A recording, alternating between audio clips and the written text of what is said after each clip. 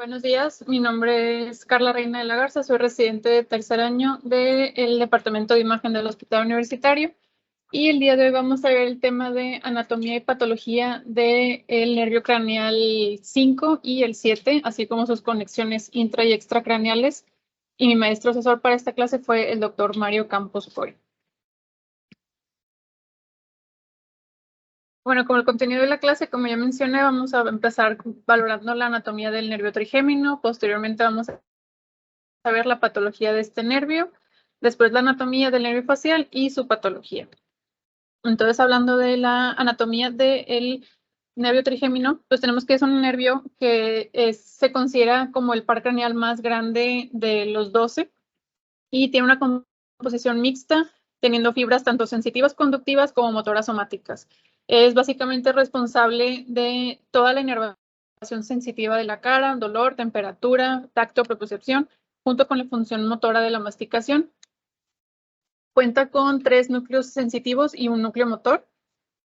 Los sensitivos son el núcleo principal, que está encargado de la integración del tacto, el núcleo mesencefálico, que está encargado de la integración de la propiocepción, y el espinal, que está encargado de la información de la temperatura y el dolor.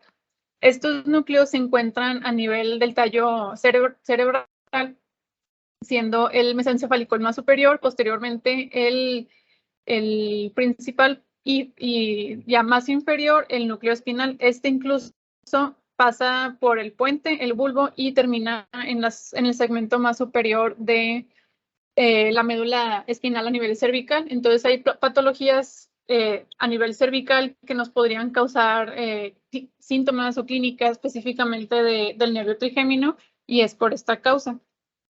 Y bueno, también las fibras, todas las fibras antes mencionadas, las fibras motoras se juntan junto con las sensitivas y en la porción anterior del puente y forman un tracto grueso que tiene 2 raíces.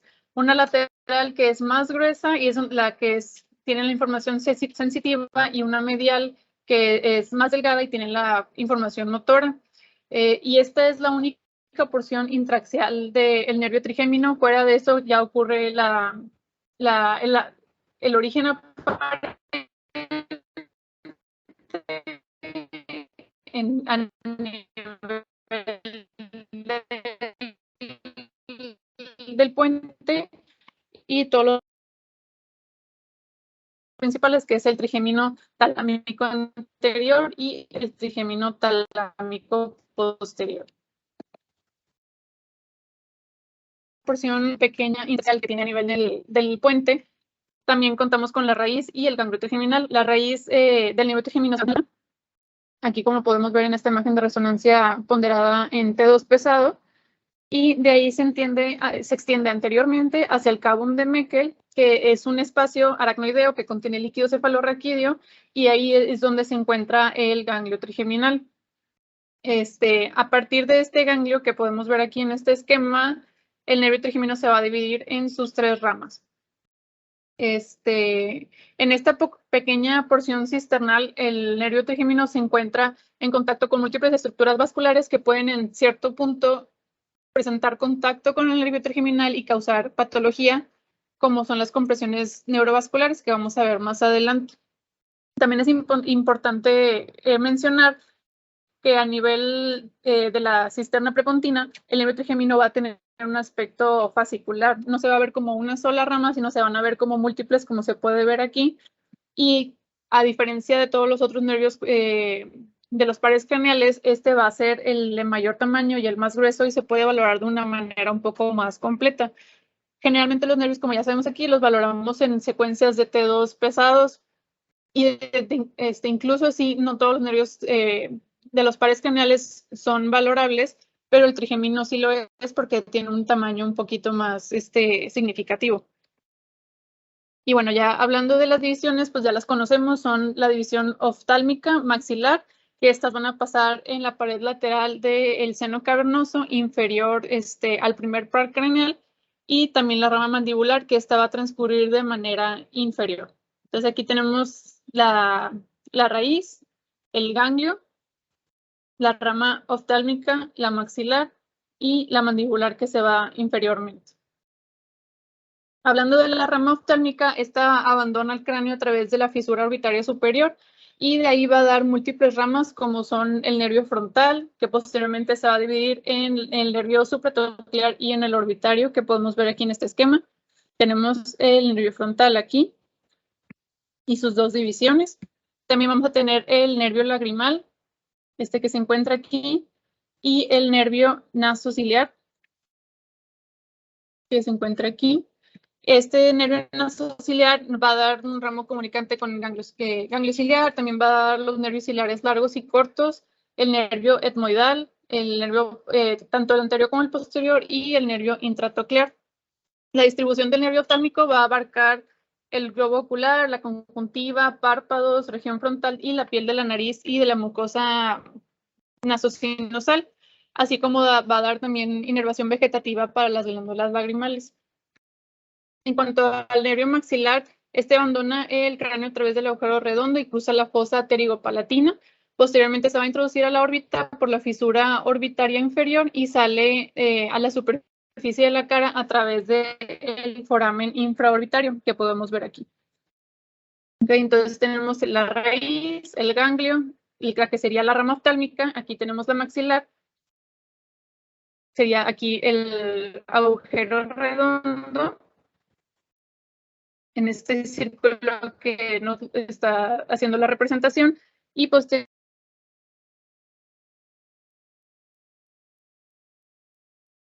el foramen infraorbitario, que es el que ya va a dar las ramas a la superficie de la cara. Tiene también múltiples ramas como el nervio oftálmico, como son el nervio meningio, los nervios pterigopalatinos, el nervio cigosomático, que tiene también dos ramas, el cigomático facial, el cigomático temporal. Tienen el nervio superior alveolar posterior, el nervio superior alveolar medio y el nervio superior alveolar anterior. El territorio sensitivo va a ser con una distribución de la piel de la porción del el tercio medio de la cara y una porción también de la cavidad oral. En cuanto al nervio mandibular, transcurre en la base del cráneo, el agujero oval, hacia la fosa infratemporal, que ya como ya habíamos visto es el nervio que se discurre inferiormente, y va a tener una división anterior y una posterior, que van a dar, como ya mencioné previamente en los otros nervios también, va a dar múltiples ramas. En este caso, el nervio mandibular se va a encargar de la sensibilidad del tercio inferior de la cara, así como la cavidad oral y también de la articulación temporomandibular. Ok, eso fue una revisión rápida de la anatomía. Vamos a pasar a ver las patologías que podemos presentar. Y como ya vimos que la anatomía del nervio trigemino es muy compleja, pues verdaderamente la patología a veces es un poquito más fácil si la valoramos también por topografías, porque ya podemos tener patología que se dé a nivel del tallo cerebral, como la esclerosis múltiple, alguna tumoración o incluso un infarto cerebral.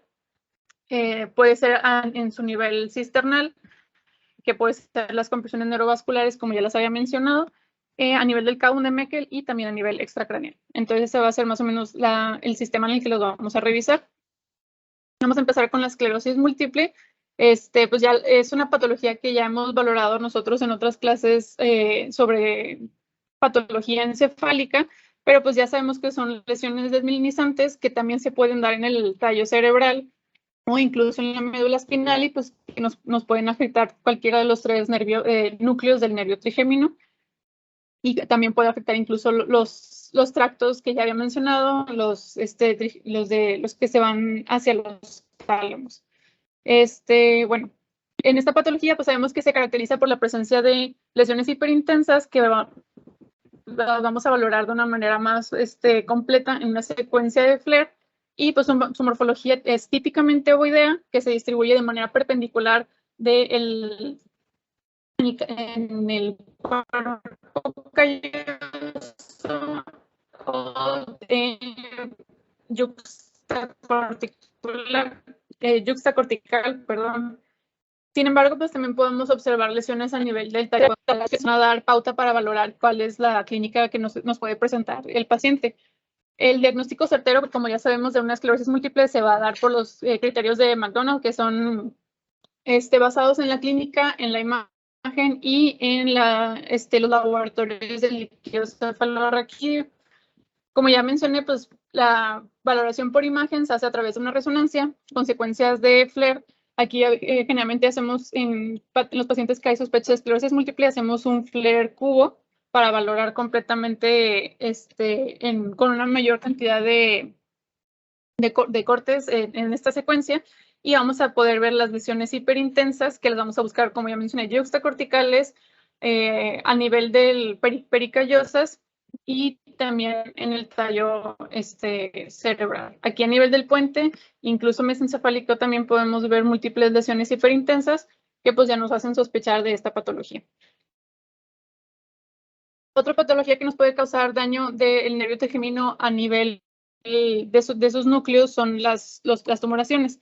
En cuanto a esos, pues podemos ver un aumento del volumen del tallo cerebral por infiltración de una patología neoplasítica, que es una de las causas más comunes de la afectación a nivel de los núcleos del nervio trigeminal. La tumoración más común en este caso sería el glioblastoma, que generalmente se va a encontrar en el ángulo pontocerebeloso. Sabemos que constituyen entre un 10 y un 20% de las tumoraciones de la fosa posterior en pacientes pediátricos, sin embargo, no son tan comunes en pacientes adultos. Su valoración por resonancia, pues, la manera más ideal para poder hacer una valoración correcta en los pacientes que sospechamos de esta patología. Vamos a ver lesiones que son irregulares, generalmente hiperintensas en T2, hipointensas en T1, ¿no? Y pueden presentar múltiples focos quísticos que van a ser causados por áreas de hemorragia. Y como ya mencioné todo, y la patología previa, dependiendo de su localización, van a ser los núcleos que se van a ver afectados y la clínica que nos va a poder presentar el paciente. Y bueno, es solamente un ejemplo de una tumoración que nos puede causar afección en el nivel del tallo cerebral, pero verdaderamente cualquier lesión plástica que se encuentre infiltrando esta zona, pues nos va a dar patología también de los mismos núcleos. Bueno, como sabemos, pues también en cuanto a hablando de infartos cerebrales, pues un evento cerebrovascular puede ocurrir en cualquier localización, aunque generalmente los vemos más a nivel del encéfalo y no tanto del tallo. Esta no es una localización tan común, pero es importante que no se nos pase cuando tengamos estos pacientes valorar el tallo, ya que son pacientes que nosotros vemos aquí en nuestro hospital todos los días. Todas las guardias nos llegan pacientes con sospecha de BC y es posible que se nos pase valorar correctamente el tallo porque no es la topografía más común en la que vamos a encontrar esta patología. Sin embargo, una afección a este nivel nos va a causar clínica de cualquier nervio canal dependiendo del núcleo que esté afectando. En este caso, pudiendo hablar de los núcleos del nervio trigemino. Y bueno, ya sabemos cómo se podemos valorar un vascular por imagen. Si los estuviéramos valorando por tomografía, la verdad es que nos quedaríamos muy corto para poder hablar de un evento cerebrovascular a nivel del tallo cerebral, ya que la fosa posterior nos causa mucho endurecimiento de las de rayos y verdaderamente la imagen a nivel del tallo cerebral sería de muy pobre valoración, pero en una resonancia con una serie stroke podemos ver claramente la restricción de la difusión a este nivel con su correspondiente mapa de ADC y posteriormente sería valorar las otras secuencias para darle una temporalidad a la lesión y valorar las arterias correctamente. Ahora pasando a la porción ya extraaxial del nervio, hablando de su porción en su segmento cisternal. Como ya mencioné, pues la compresión neurovascular es una de las causas más comunes de la neuralgia del trigémino. Y bueno, una compresión neurovascular es definida como un contacto anormal que ocurre entre una estructura vascular y un nervio. En el caso del nervio trigémino, pues es a su nivel de su porción cisternal. Bueno, la literatura maneja que una de las causas más comunes de la neuralgia del trigémino va a ser esta compresión, y los vasos que se ven involucrados con mayor frecuencia va a ser la arteria cerebral superior, que cuando tiene un trayecto tortuoso podría estar en contacto con el nervio y provocar una desmelinización del mismo.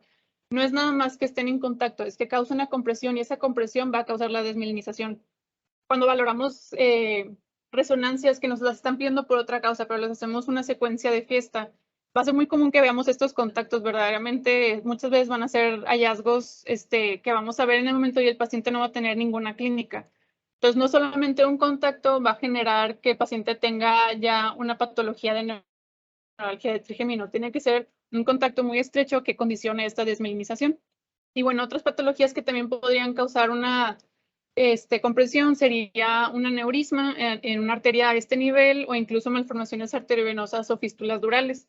Aquí tenemos dos imágenes de resonancia, que tenemos una ponderada en T2 pesado y otra en T1 posterior a la administración de contraste, en la cual podemos ver el nervio trigémino de manera bilateral. Sin embargo, en el nervio trigémino del lado derecho se ve una estructura que lo cruza.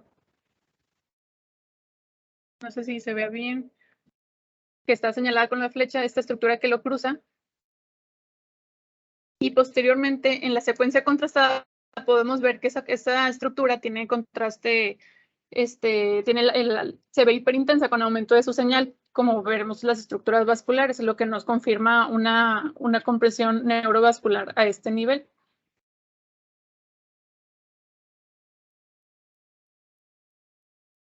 Y bueno, así como ya mencioné que la patología neoplásica a nivel intracraneal intraaxial nos puede causar patología del nervio trigémino por una compresión de los nervios, de los núcleos, perdón, y también tenemos muchas patologías secundarias que nos van a causar compresión del nervio que se considera también como una patología del nervio trigémino. También podemos tener tumores primarios del mismo nervio que nos causen patología. En este caso, se habla que el schwannoma es el tumor primario más común del nervio trigémino y puede verse en cualquier porción del nervio y su localización va a ser dependiente para poder marcar la clínica que nos va a presentar el paciente, ya que se puede presentar en cualquiera de las tres ramas a nivel del ganglio o en su porción cisternal. Entonces, como ya mencioné, pues los síntomas van a ser dependientes. En la resonancia se van a observar como lesiones de márgenes irregulares que van a tener una señal bastante y el realce posterior a la administración de contraste también va a ser heterogéneo. La causa de esta heterogeneidad es por la presencia de áreas quísticas y también de áreas de hemorragia. Y bueno, aquí tenemos dos imágenes de resonancia en la cual podemos ver en esta secuencia ponderada en T2 pesado una lesión que se encuentra introduciéndose hacia el Cabum de Meckel, verdaderamente ocupa todo el trayecto cisternal e incluso hacia donde se encuentra el ganglio geniculado. Tiene una intensidad de señal heterogénea, tiene un realce también bastante heterogéneo posterior a la administración de gadolinio y tiene una forma muy característica que se le llama en dumbbell, en campana, que es cuando el schwannoma se mete hacia el Cabum de Meckel y su porción en el segmento cisternal se encuentra de mayor volumen que el que se encuentra a nivel del Cabum de Meckel. Aquí tenemos otro caso, que es aquí de nuestro departamento, y podemos ver una lesión aquí en el espacio bucal derecho que se considera como ovalada, sin embargo, pues también se adapta al espacio en el que se encuentra, tiene los límites bien definidos, se encuentra de una intensidad de señal heterogénea. Esta es una secuencia T2 con supresión de grasa y podemos ver que se encuentra predominantemente hiperintensa, sin embargo, sí tiene áreas hipointensas en su interior. Y bueno, también un schwannoma de gran tamaño va a condicionar remodelación del espacio en el que se encuentra y también va a afectar pues, todas las áreas en las que se encuentra en contacto. Aquí en este paciente, en una vista sagital, podemos ver cómo el schwannoma se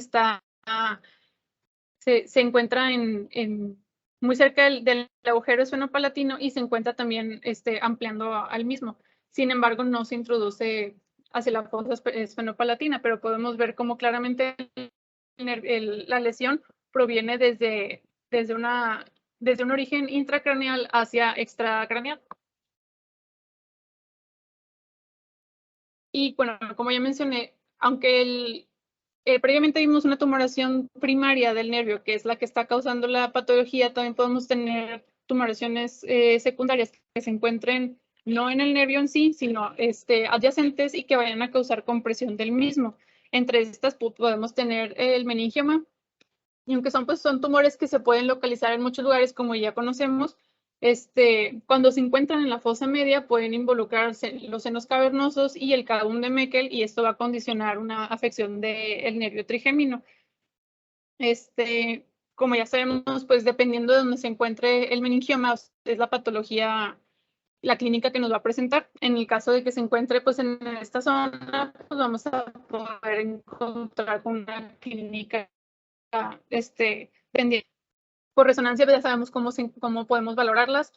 Se van a ver como lesiones con márgenes bien definidos, generalmente ovaladas o redondeadas, que van a ser isointensas en T1 y T2, con un contraste, un realce muy ávido posterior a la administración de contraste en las secuencias de T1 contrastadas. Aquí en esta imagen en particular no se ve tanto el contraste, pero generalmente sí las vemos como lesiones que se encuentran muy hiperintensas. Así pues, valorarlas, ya que los meningiomas generalmente causan mucho edema en el parénquima adyacente, y esa va a ser una de los datos que nos va a dirigir a pensar en esta patología. Aparte de las que he mencionado, pues hay muchas otras patologías que nos van a poder causar clínica del nervio trigémino. Pueden ser metástasis de algún primario en otro sitio que se encuentren a nivel del seno cavernoso, del cavum de Meckel. Puede ser el cáncer espinocelular que tenga una diseminación local que también nos cause ya afección a este nivel, o incluso puede ser una apicitis petrosa, que tengamos ya un proceso infeccioso a nivel del hueso petroso y que nos vaya a causar también dehiscencia del hueso y afección del nervio.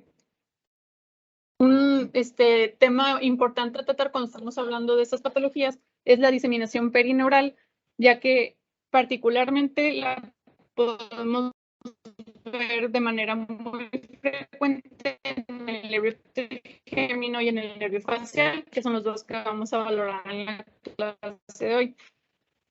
Entonces, bueno, la diseminación se define como una acción y diferenciar de una invasión neural. Es diferente que el tumor se expanda hacia otras localizaciones a través del nervio, a que el nervio en sí esté invadido por la patología neoplásica. Y hasta ahorita pues hay muchas teorías por las cuales pasa este fenómeno de una diseminación perineural, pero pues verdaderamente una fisiopatología per se no es conocida. Entonces aquí tenemos un paciente de 64 años que tiene un diagnóstico de un carcinoma adenoideo quístico de la piel, y en la imagen podemos ver cómo hay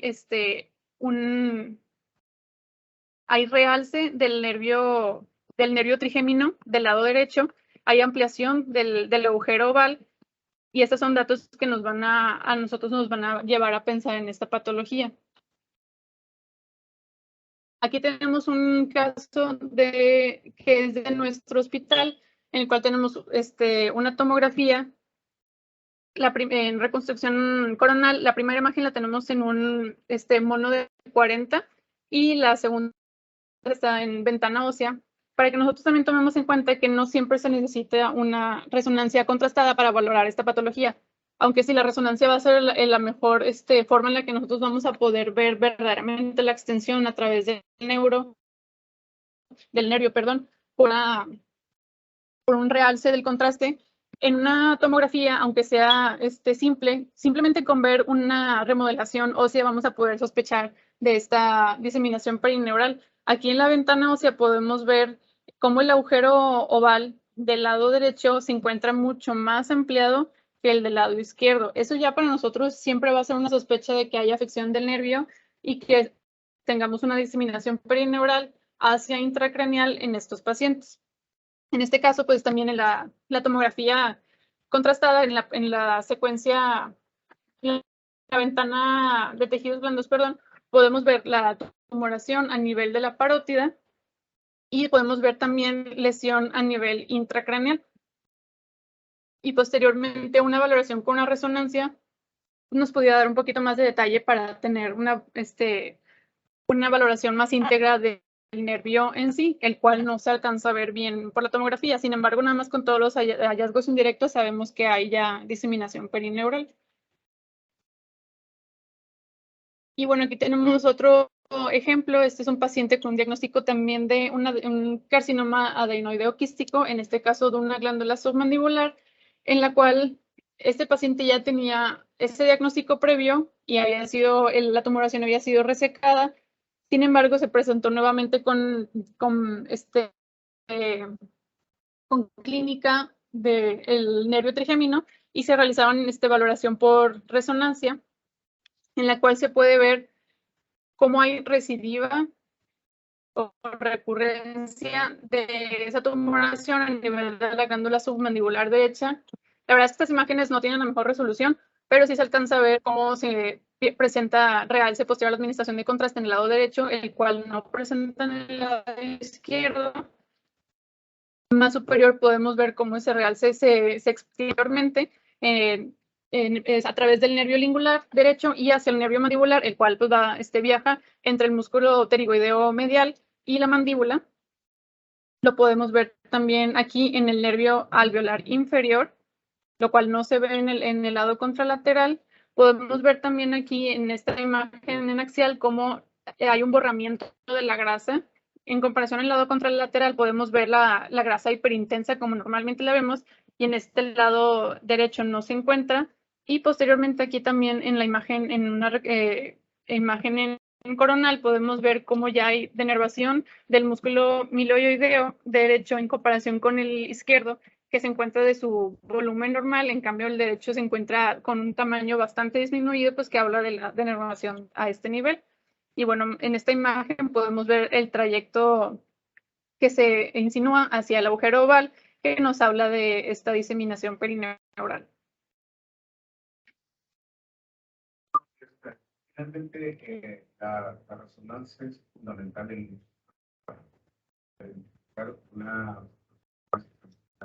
la secuencia T1 con paciente grave nos demuestra precisamente eso, es muy eficiente para, sin supresión de grasa, es muy eficiente para ver que la grasa está alrededor del nervio, pueden comparar con el lado contralateral. En este lado están viendo cómo se obliteró con manera significativa y pueden ver la intensidad de la grasa del esfuerzo y intención de ese sitio. En cambio, y aquí, por ejemplo, bueno, obviamente, pero sí, de la inyección de contactos, como pero vemos el nervio está captando de manera anormal dentro del trayecto del canal inferior, que nos está demostrando que la extensión del B3 es una acomodante inferior y luego afecta a la resonancia. Es muy importante porque no solamente informa la extensión perineural, sino también de la afección ósea que tiene a el mismo nivel en ustedes como la cortical aquí, que aquí se ve mineralizada con una pérdida de esa tipo de intensidad que nos significa que aún si eso ya está. Y eso en la imagen es la misma situación aquí, la afección del cambio de gas y carbón de Meckel. Aquí pasa el nervio ya está entre los músculos en el calor, y aquí noten ustedes cómo esta ampliación y remodelación de la kinetics está francamente pensada para el nervio. Es el sitio donde emerge inmediatamente la estructura nerviosa del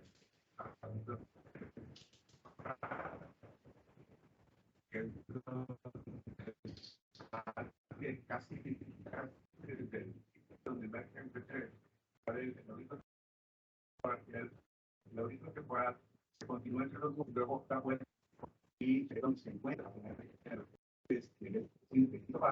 con la mano. Entonces, una lesión que pudiera estar en la parótida puede conectarse a través de una conexión extracraneal de quinto y el séptimo parte.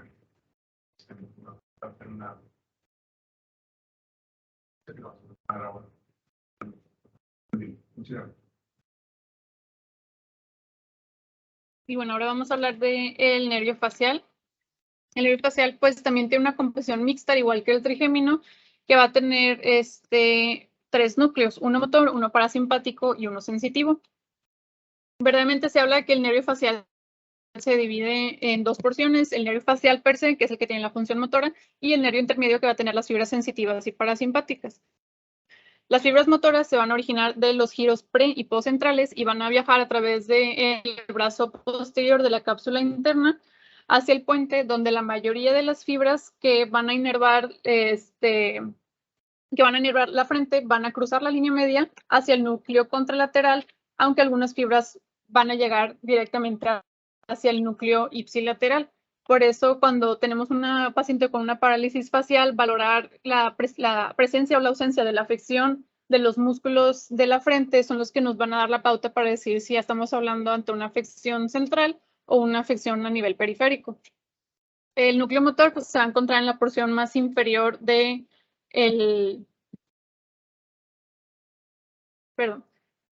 puente. Aquí lo tenemos. Y pues sus fibras van a salir de la porción lateral del surco pontomedular. El nervio intermedio, que va a tener las fibras sensitivas y parasimpáticas, se encarga de la sensación del gusto de los 2/3 más anteriores de la lengua y también de la sensibilidad del canal auditivo externo. También va a ser la porción parasimpática, va a tener la inervación secretora de las glándulas como son la lacrimal, la glándula submandibular, submaxilar y la parótida. ¿Okay? Y bueno, el núcleo solitario es el que se encuentra inferior y posterior al núcleo motor. Aquí tenemos el núcleo solitario, es este de aquí, y que se encuentra posterior al núcleo espinal del nervio trigémino.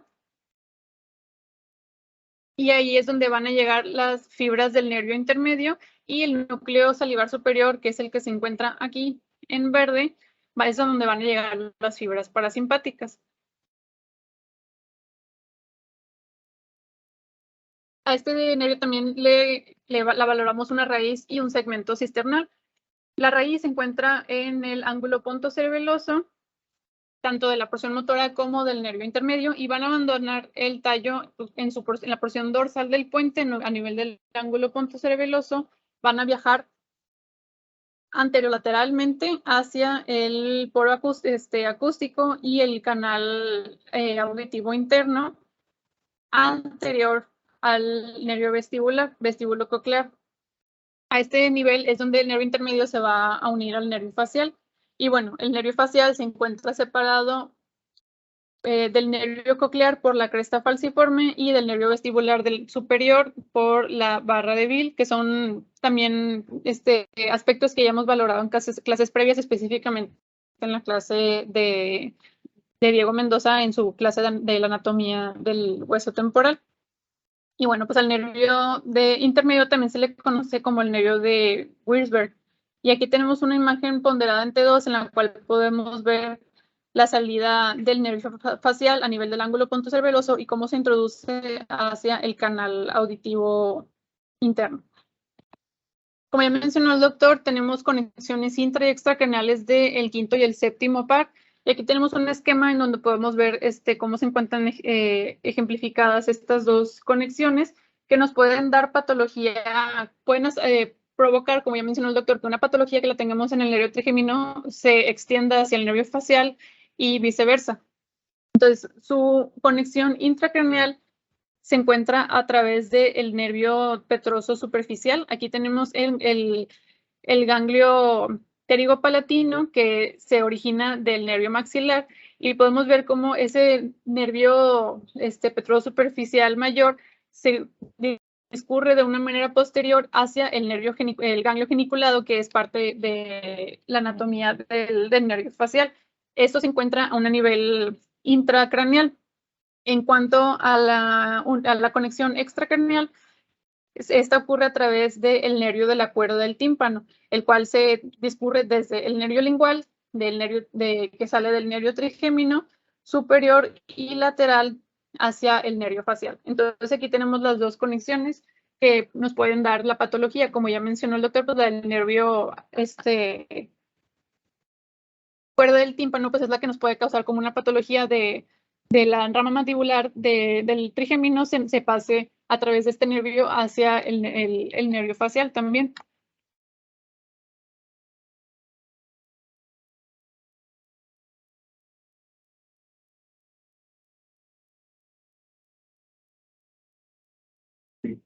Ocurre ahí, y sí, generalmente ocurre también la bajada del nervio B3. Sí, B3, también la auricular temporal que tiene representado en el sistema, pasa y luego por detrás de la parótida, que es donde se encuentra con el facial. Y eso es donde la rama del facial y la auricular temporal que generan una conexión extracraneal. La intracraneal está dada precisamente con el nervio mayor y el ganglio y la porción del periparatídeo. Puede bajar hasta acá. Pero cuando viene de afuera hacia adentro, es generalmente con el audífono temporal, que es una de las ramas iniciales del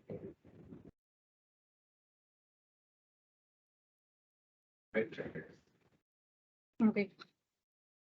Y bueno, como ya hemos visto muchas veces en clases previas, al nervio facial se le estudian varios segmentos, como son su segmento cisternal, canalicular, el laberíntico, el ganglio geniculado, el timpánico mastoideo y el extracraneal.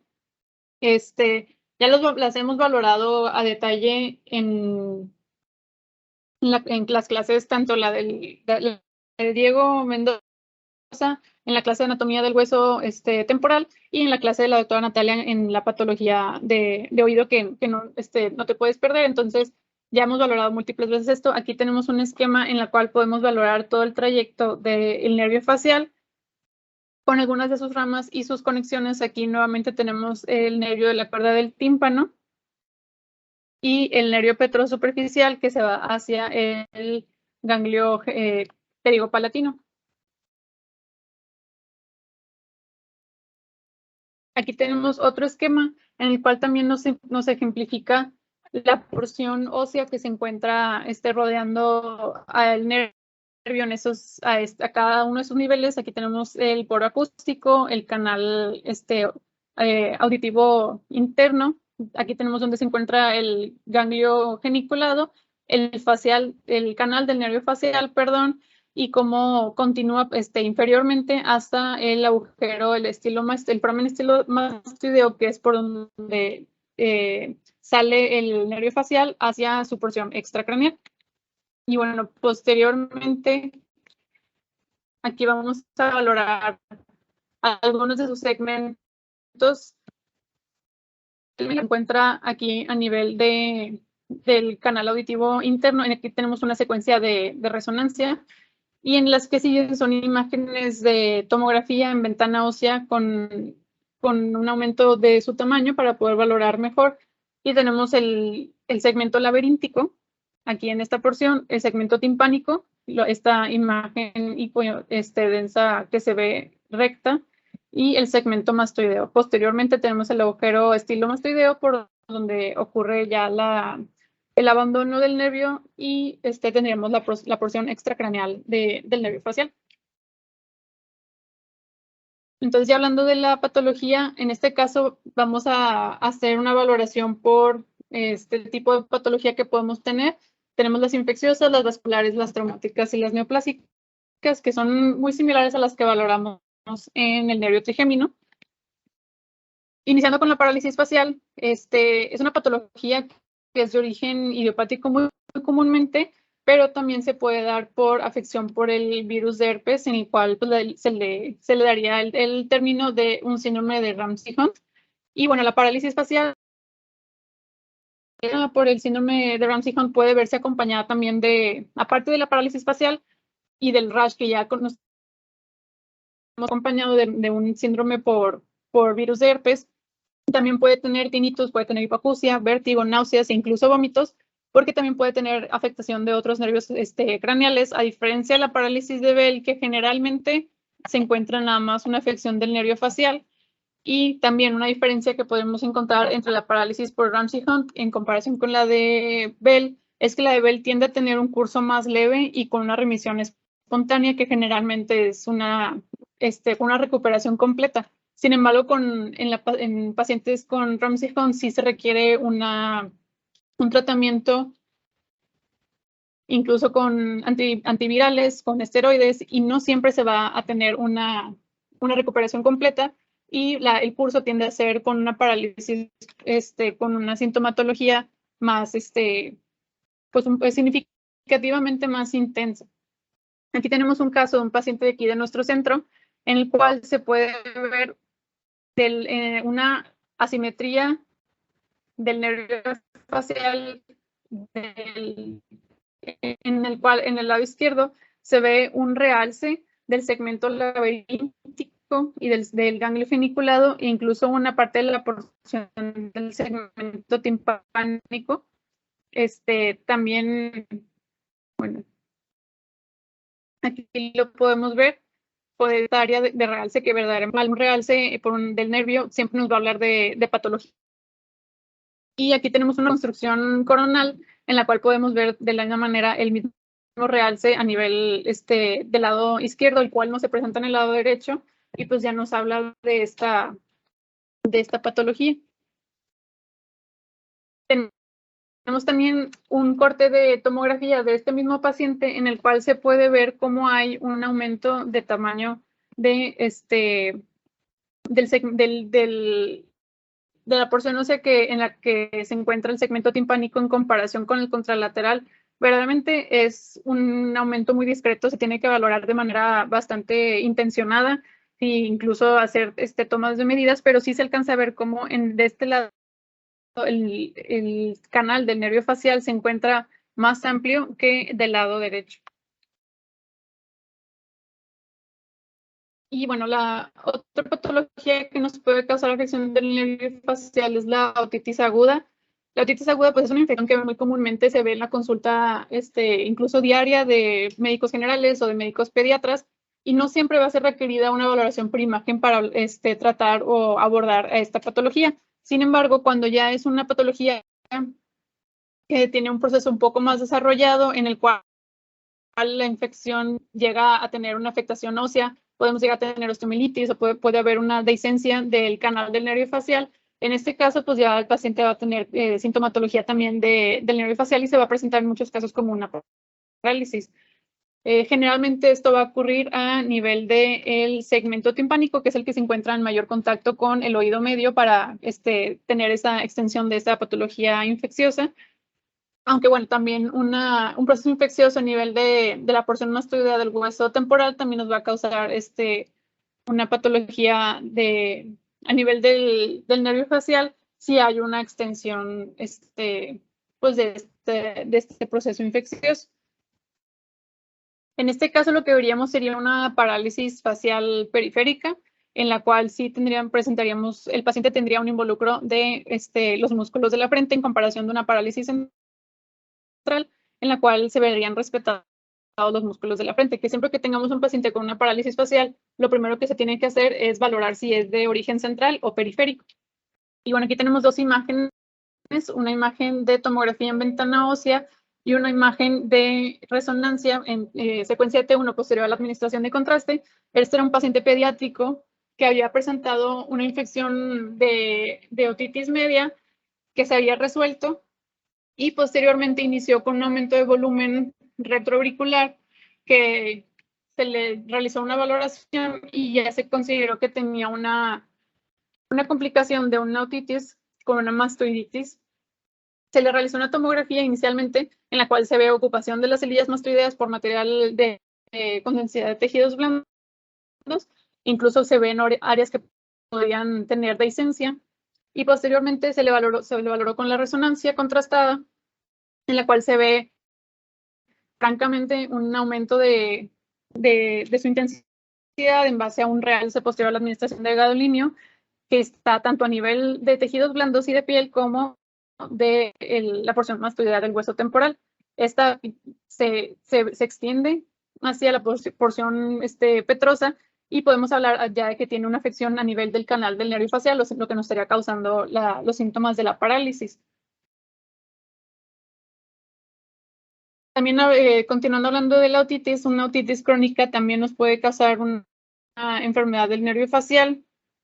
Como ya sabemos que una complicación muy frecuente de la otitis crónica son los colesteatomas, pues que estos son como un tipo de quistes cutáneos que ocurren en el oído medio y pues son complicaciones muy frecuentes que tienen crecimiento progresivo, por lo que normalmente estos deben de ser tratados de manera quirúrgica para su extracción, debido a que si se permanecen en el oído medio, su crecimiento progresivo eventualmente va a llegar con una afectación ósea que nos va a involucrar también el hueso temporal y el canal del nervio facial. El sitio más común en el que esto, y bueno, en la cual podemos ver, pues verdaderamente es un colestatoma ya muy avanzado con mucha afectación del hueso temporal. No lo vemos así normalmente, pero pues aquí tenemos una afectación del hueso que claramente ya nos involucra el canal del nervio facial y pues nos va a condicionar esto patología a este nivel. Entonces esto también es para que no se nos pase siempre checar el canal del nervio facial cuando estemos valorando pacientes en las tomografías que hacemos de oídos, las cuales hacemos de manera muy frecuente nosotros, y colestatomas verdaderamente es algo que vemos mucho en nuestros pacientes externos. También una fractura del hueso temporal nos puede causar afectación del nervio facial. Las fracturas transversas de la porción petrosa del hueso temporal van a ser las que ocasionan una lesión del nervio facial en un 50% de los casos, en comparación con las fracturas longitudinales de la porción petrosa, que esas también lo habíamos visto a mucho detalle en un ejemplo que no es con las fracturas del hueso temporal se tiene clara. Aquí incluso tenemos huesos de la cadena osicular fuera del hueso temporal, porque pues es una fractura del hueso temporal muy, muy aparatosa. Este es un paciente aquí de nuestro centro, pero verdaderamente pues ya nosotros sabemos que pacientes politrauma aquí en nuestro centro llegan múltiples todos los días, y es muy común que tengamos pacientes con fracturas del hueso temporal. Entonces siempre tenemos que valorar todas las estructuras de manera sistemática, como lo había mencionado Mónica en su clase, y que entre esas estructuras no se nos pase el canal del nervio facial, porque pues puede estar condicionando una lesión a este nivel si el trazo de fractura lo cruza, y puede estar causando la patología. Aquí pues en este caso de esta reconstrucción coronal de esta tomografía tenemos múltiples trazos de fractura. Tenemos ocupación de las celillas mastoideas, y como ya mencioné, pues tenemos ya afección de la cadena osicular que se encuentra por fuera. Entonces, claramente es una lesión por fractura que ya involucra todas las porciones del hueso temporal, y siempre tenemos que valorarlas con mucho cuidado, sobre todo cuando tengamos una tomografía que no se vea así de una manera muy característica con una fractura. Siempre que tenga ocupación de las celillas mastoideas en un paciente que tuvo algún traumatismo craneoencefálico, hay que buscarle el trazo de fractura, porque lo más probable es que tenga afectación a ese nivel. Y bueno, como habíamos mencionado también en el nervio trigémino, en el nervio facial también el schwannoma puede ser una de las patologías que nos puede dar lesión de este nervio. Las localizaciones más comunes en cuanto al nervio facial van a ser perigeniculares en el segmento timpánico y en el segmento mastoideo. Y bueno, también los síntomas van a también depender de su localización, ya que puede estar afectando algunas de sus ramas. Y pues en este caso vamos a ver lesiones sólidas que se van a ver con introducción hacia el canal auditivo interno y que van a tener un realce posterior a la administración del contraste.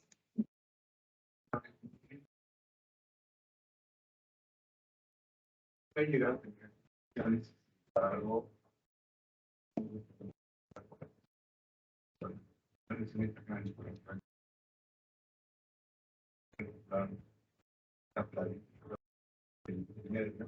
y inmediatamente por el tono de foco. Eso es signo de la social. En caso parece, finalmente puede estar ahí o puede estar incluso manipulado por estar mal. Pero sí, continuando con el paquete para hacer un cierre.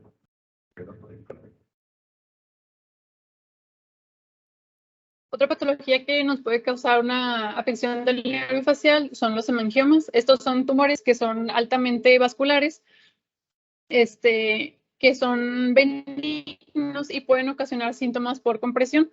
Se van a originar del plexo arteriovenoso que va a rodear al nervio facial. Y bueno,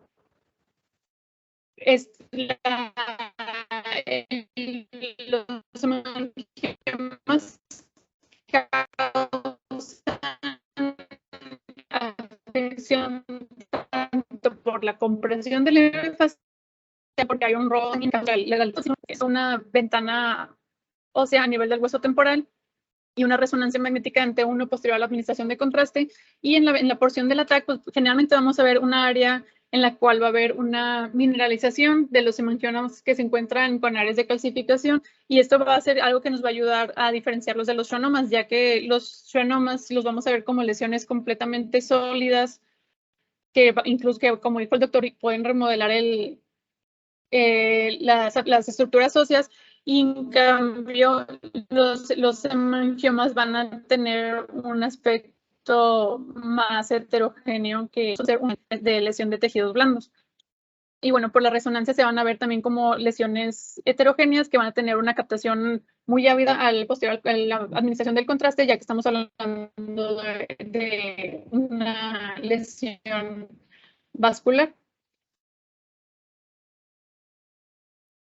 Y bueno, por último, de patologías vamos a valorar el paraganglioma.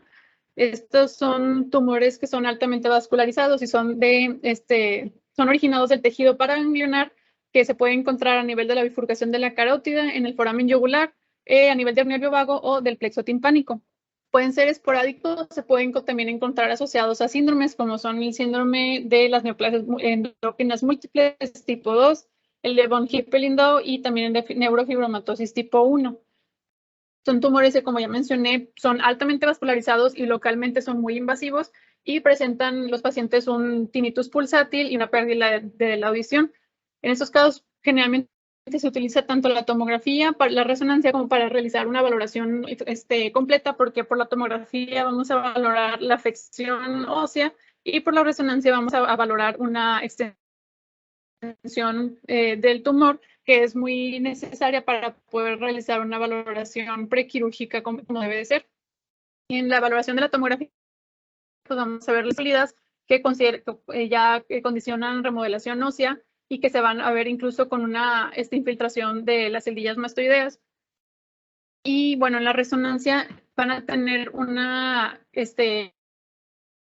apariencia muy característica, sobre todo en las secuencias contrastadas, que es la que se le llama en sal y pimienta, que pues es característica por su consistencia tan heterogénea, que va a tener áreas hipointensas e hiperintensas. Y bueno, en secuencias de T2 generalmente se van a comportar de manera hiperintensa, pero pues siempre hay que recordar esa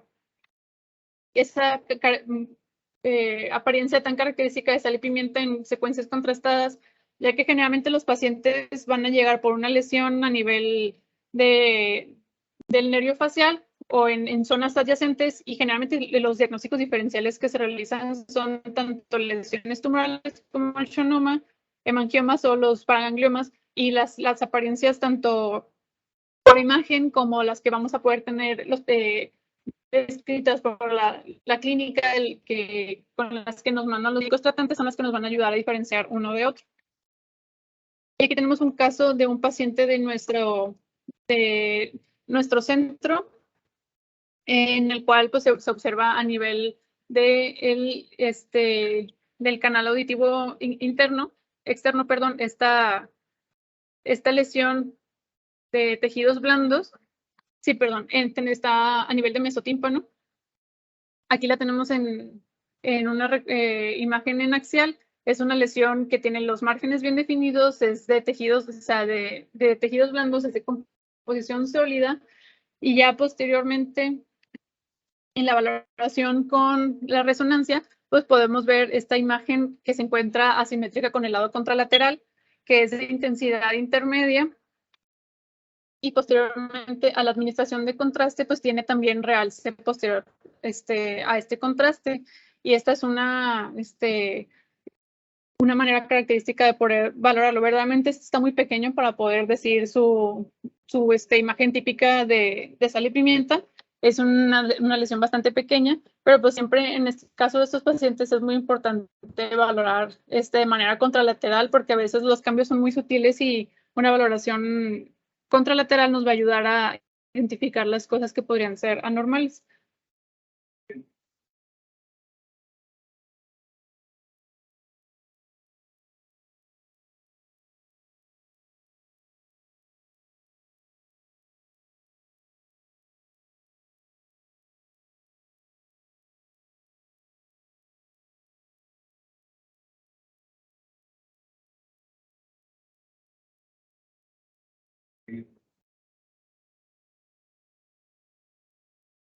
Y ya por último nos vamos a valorar la diseminación perineural en caso del nervio facial. Pues verdaderamente continúa la misma guía que valoramos en la diseminación perineural del trigémino. En este caso se habla que la patología que más comúnmente va a llevar a una diseminación perineural en el nervio facial son las tumoraciones de las glándulas parótidas. Sin embargo, también pueden ocurrir a otros niveles. Y pues estas patologías pueden llegar incluso al canal auditivo siguiendo el trayecto del nervio. Aquí tenemos también unas imágenes en las que podemos ver de manera contralateral cómo hay realce posterior a la administración de contraste a nivel del oído, y se puede ver a este nivel cómo hay captación del contraste en el trayecto del nervio, pues lo cual no debería de ocurrir. Y en la reconstrucción en coronal se puede ver claramente cómo continuar con este trayecto inferior a donde se encuentra el agujero, el foramen estilomastoideo. Y aquí tenemos un caso de un paciente de nuestro centro, el cual tenía una lesión muy grande a nivel de la glándula parótida, que tiene una composición mixta, tiene áreas quísticas, tiene áreas sólidas, y esta es una lesión ya que tiene alteración de contraste, en la cual con una valoración más detallada podemos ver esta lesión nodular inferior a donde se encuentra el agujero estilomastoideo, que nos habla de una diseminación perineural a este nivel. Y en la zona contrastada podemos ver cómo esta lesión nodular capta y tiene realce del contraste, y podemos ver una comparación contralateral francamente asimétrica. Y pues en este caso tenemos una lesión en la glándula parótida, como ya mencioné, que es la que más comúnmente nos va a causar una diseminación perineural, y una lesión en el trayecto del nervio facial en su segmento extracraneal, lo que nos lleva a tener que buscar una afección también en sus segmentos en el hueso temporal y a nivel intracraneal. Y bueno, por mi parte sería todo. No sé si tengan algún comentario, alguna duda. Con respecto a la exposición de la neuralgia del trigémino, se pone lo muy intenso, realmente en un dolor achorrado, de manera significativa en los pacientes con afección del quinto parcaneal. La distinción de es la neuropatía. La neuropatía no neuralgia del trigémino es dolor muy intenso que tiene es un gatillo La neuropareja, la neuropatía del tipo está asociada generalmente a estos pacientes en los cuales es una pérdida de sensibilidad, una fotografía social, y es donde entra la instalación de las conexiones finitas y estas terminales que tuvieron sean que no o que un cáncer que se debe considerar por la clínica ya de los micrófonos de la cara, bien en ocasiones con un gatillo dental puede generar dolor importante y eso puede generar la sospecha para con extensión perineal. Es posible ser explorados de manera acuciosa o con una mecánica porque es el método de elección para poder determinar varios.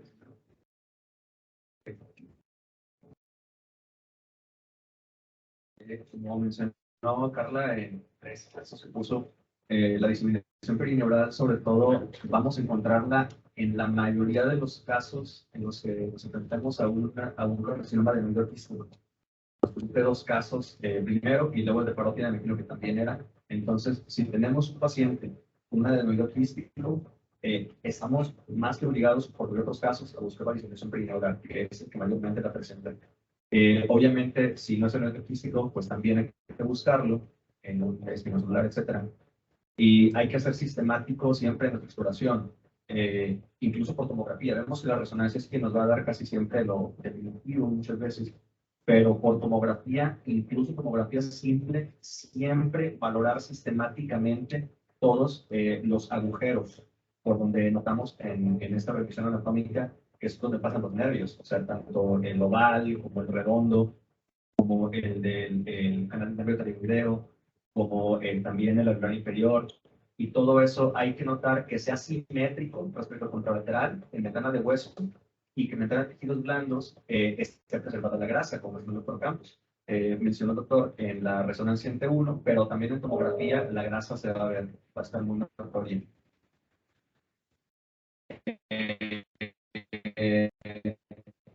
Respecto a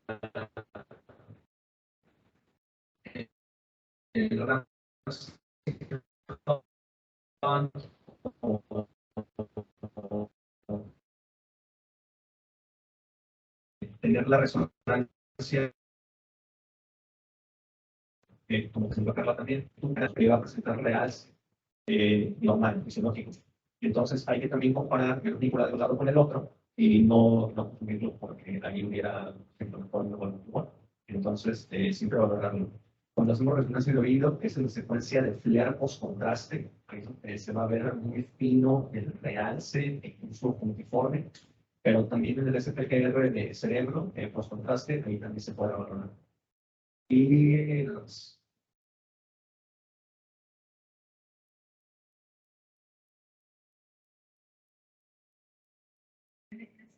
Yo quería aclarar, hay una diapositiva de patología que mencioné el glioblastoma. Ahí en esa diapositiva también toca revisar la imagen que mostraste, el glio, incluso la línea media. Y también mencionaba ahí que el glioblastoma se localiza en el ángulo puntiglioso. Para hablar del ángulo puntiglioso, estamos mencionando lesiones extraxiales, schwannoma, meningioma, epidermoide. Entonces, el glioblastoma es intraxial y pues, se localiza más en adultos, por encima del territorio. Y esta imagen corresponde más a un glioma, incluso de la línea media, que es más en pacientes pediátricos. Entonces, yo creo que pues, ya pues, ir a revisarlo para ver esos puntos.